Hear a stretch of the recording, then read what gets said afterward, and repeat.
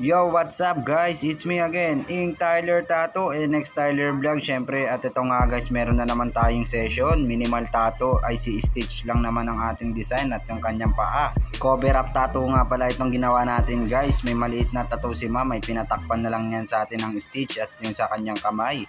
At ito guys, bago ang lahat, sa mga hindi pa nakapollow at subscribe dyan sa akin, please pakipollow naman ako sa akin TikTok account at syempre sa akin Facebook page at sa akin Facebook account.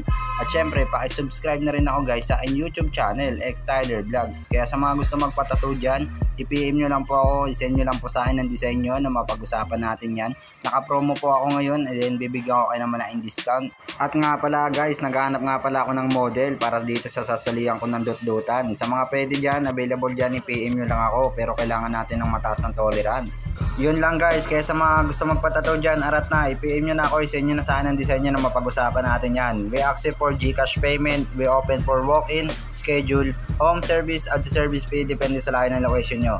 Yun lang guys, at meron tayong kasabihan guys, kung gusto mo ng solid at magandang tattoo, huwag mong tipirin ang balat mo, huwag kang maging barat sa sarili mong balat. Yun lang guys, shout out, peace out, X Tyler. Woo!